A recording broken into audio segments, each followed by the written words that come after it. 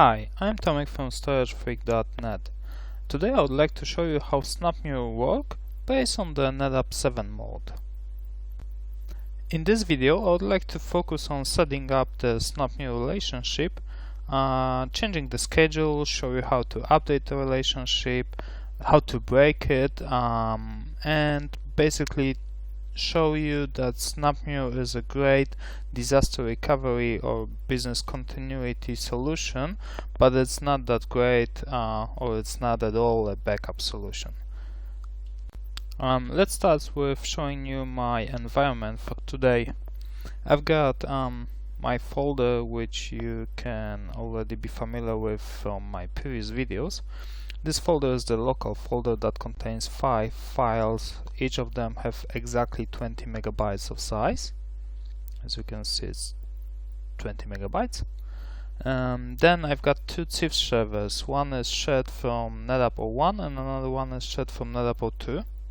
As you can see, I can access both of them, but they're right now empty. And obviously I've got 2 NetApps as well. One is called NetApp 01 and another one is called NetApp 02. And basically that's the environment I'm going to use today. So I will go with the command line, since I think it's better if you understand how to set it up with the command line. In few words, what is the SnapMirror? SnapMirror is a solution to replicate the exact image of the volume or queue tree between 2 different files, which in most of the cases are located in different data centers or different locations. It's a disaster recovery solution. So let's assume NetApp 01 is our source and NetApp 02 is our destination. So to set up the SnapMirror relationship between 2 files, there are few things you have to check. First, if the SnapMirror is licensed and enabled on both source and destination, if there is a communication between those 2, and this one you can do in 2 different ways actually, or set it up. You know what? You can go to StorageFreak.net, look for SnapMirror, and you will find an article over here: SnapMirror Allow versus SnapMirror Access. That is explaining pretty much the difference between those 2. So let's do it. SnapMirror status to check if it's on and licensed, and it is.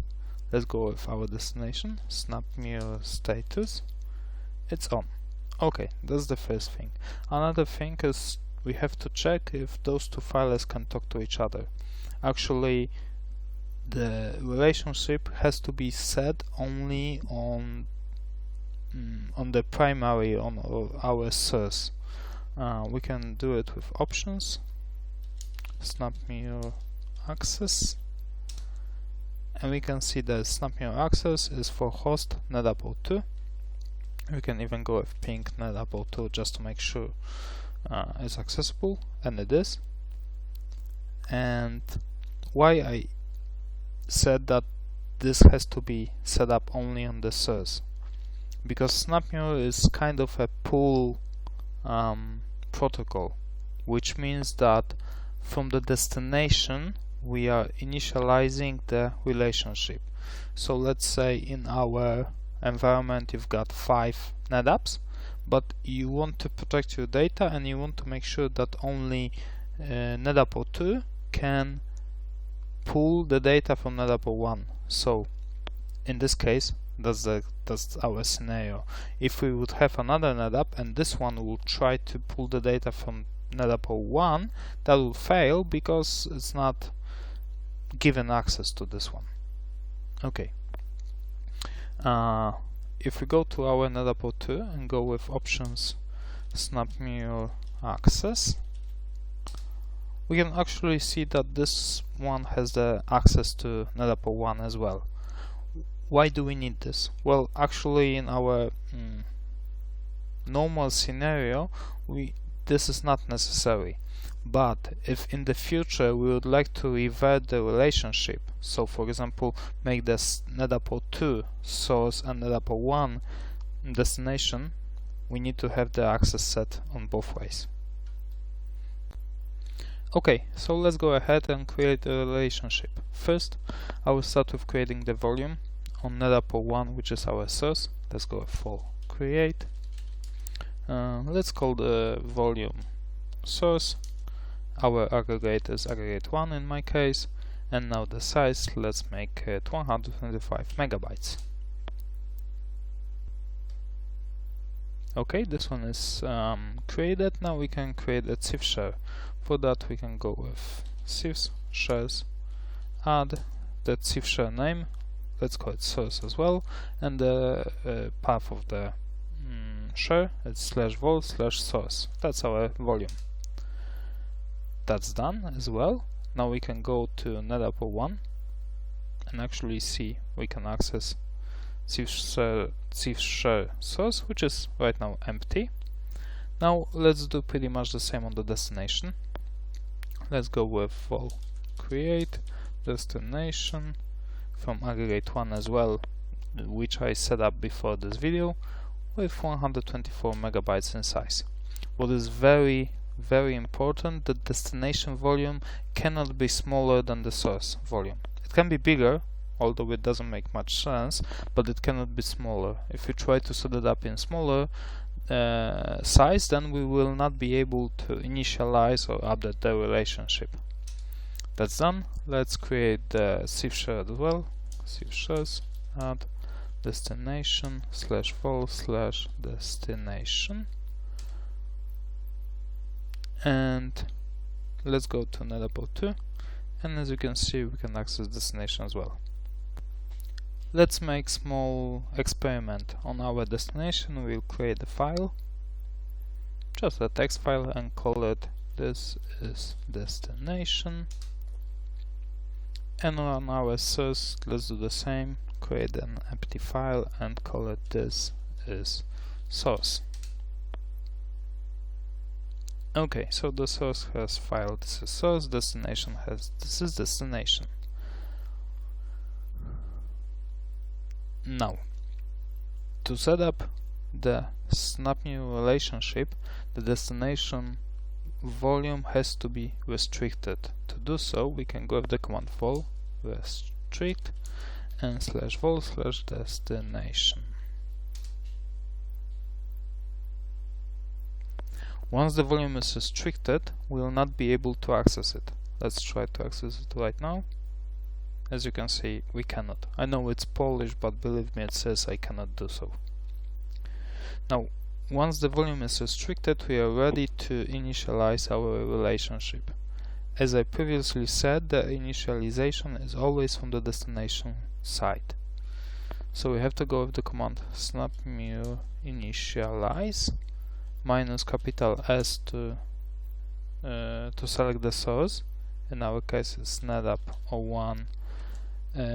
And then we have to specify either the full path or just the volume name. So let's go to volume name source. Now the destination, which is destination because that's the name of the volume. And we've got our output that the transfer started. Monitor progress with SnapMirror status. Let's do so. SnapMirror status. And the SnapMirror is already done. The relationship is already set. We've got basically our information: what is the source, what is the destination, what's the state, and what's the lag. Lag is the time since the last update. So if we do the same against SnapMirror status, we can see pretty much the same output with the information that the lag is from the 36 seconds, which means that our destination is the exact copy of a source from 36 seconds ago. So it doesn't have any changes that happened since this half of a minute, and pretty much that's it. Let's go back to our source and go with the same command, SnapMirror status. As you can see, we pretty much see the same. We see the source, destination, the state, and that's the small difference. It says it's source, and the lag. Lag is already over 1 minute. Now we can go to our source, which you remembered we have created the file, and there's a file, this is a source. Now let's go to our destination, and as you can see, it lost the content that we previously created. This is destination, and it has the exact copy of the source.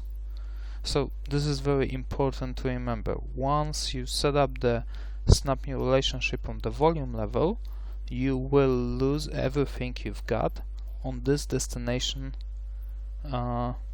volume, right? Because it will contain the exact copy of the source. Now if we create another file,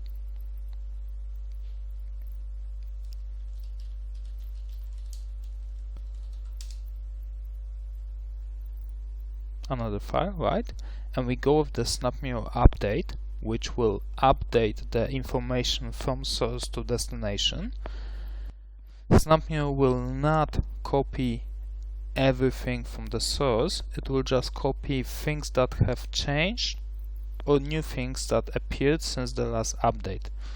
This is very important. If you've got like 100 GB or 1 TB of data, only the baseline initialization will require the full baseline copy of the whole 1 TB, and later on you will only update the changes that happened since the last update or since the initialization. So in our case, I have created another file. If I want to make the update manually, I can go with the command SnapMirror update. Oh, typo, update. And again, what's the source? -s NetApp 01 source. And what's the destination? I can go with either the volume name or the full path NetApp 02 destination.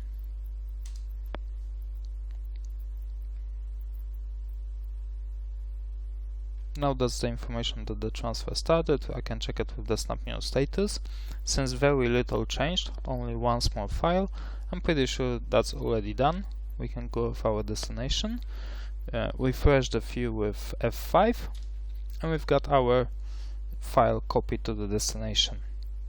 Now let's assume the Windows user would like to change or add something to the destination.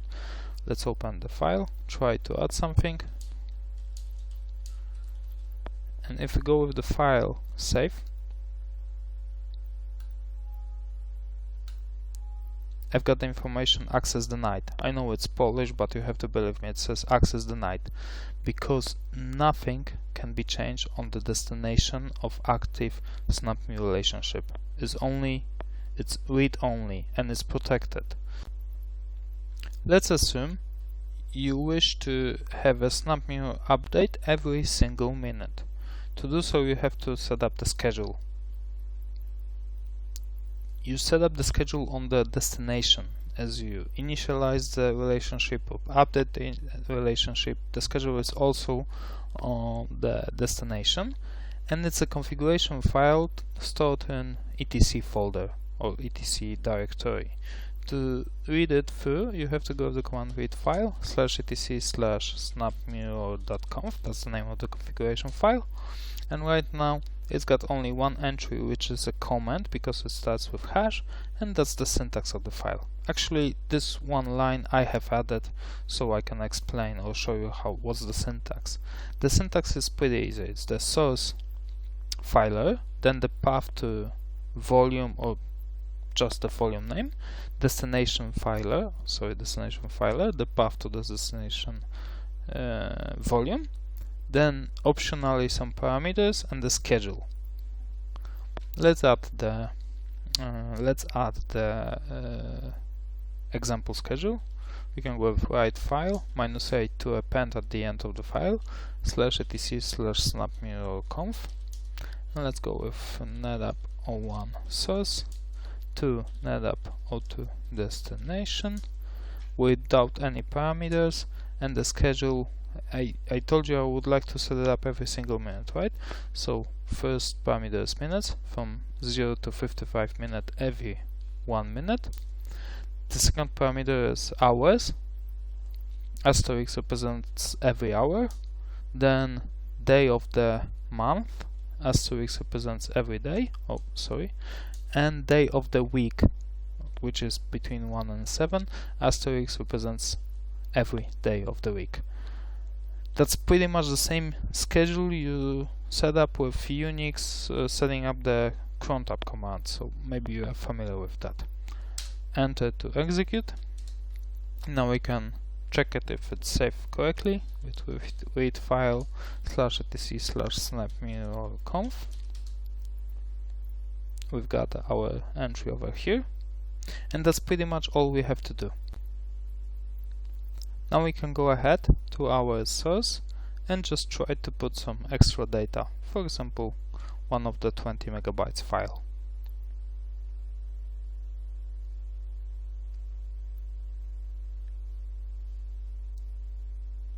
This is copied. Now we can go for the destination, try to refresh, F5. This file is still not there, we've got only 2 files. Let's go with on NetApp, doesn't matter which one, either the source or destination. Let's go with SnapMirror status to check the status. Well, the last update was 50 seconds ago, and we set it up to update every minute, so we have to wait for another one. SnapMirror can work in 3 different settings. One is, I guess the most popular, is Asynchronous, where the updates are either every minute, 2, 3, 4, few hours. Then Synchronous, which makes every write on both source and destination, and semi-synchronous, which is trying to copy the data as soon as possible. It's up to 10 seconds difference. Anyways, let's check again the SnapMirror status, and pretty much it should already be done because the lag is 16 seconds. Let's try it from the destination with F5 to refresh, and we've got our file 1 copy to the destination as well. It's the exact copy of the source from 16 seconds ago. Actually right now obviously more than 60 seconds because it's 37 seconds.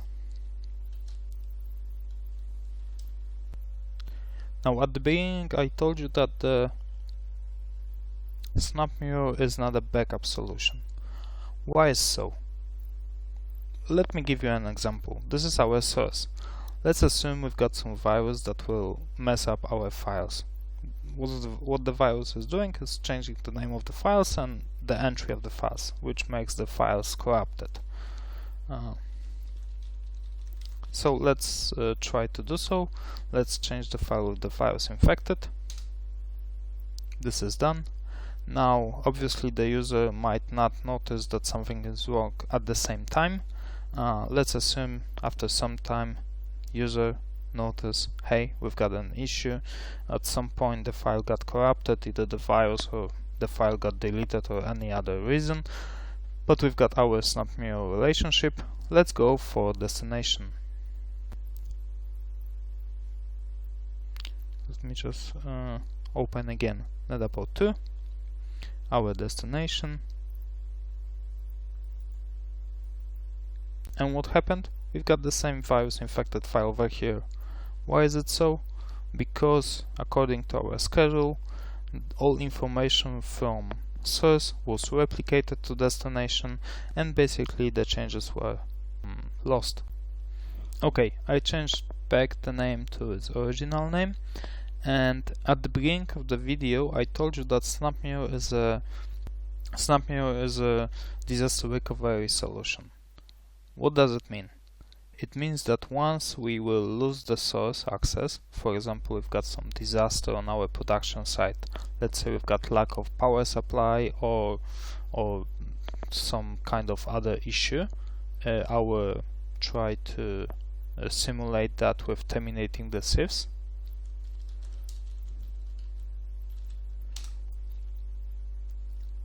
Suddenly, we cannot access our source. Let's assume we've got some applications or some database that is depending on our share. We cannot access it, but we've got our SnapMirror destination, which is read only, but we can still access our share which is on destination side, and we can still access our NetApp on destination side because that's another location which is not affected with our disaster, right? So we can go to destination NetApp and go with the command SnapMirror break and the destination of what we would like to break. In our case it's NetApp O2 destination, and that's done. Now the SnapMirror break, the destination is writable, which means that we can actually restart our applications or our database or point to our customers using the destination volume, and we can bring back the production service even though the source is still down and we still have a disaster in our primary source data center. So we can actually, on our destination, go ahead and create new files or edit the old ones.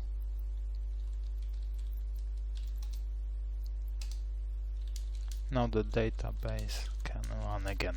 Okay, of course that's imaginary database, but obviously that can happen on our production environment or whatever data you've got, and you want to restore the production as soon as possible even though you still got issue on your primary side. That's business continuity plan and part of disaster recovery solution. Okay, that's pretty much all I wanted to show you today. There are a few topics that still has to be covered.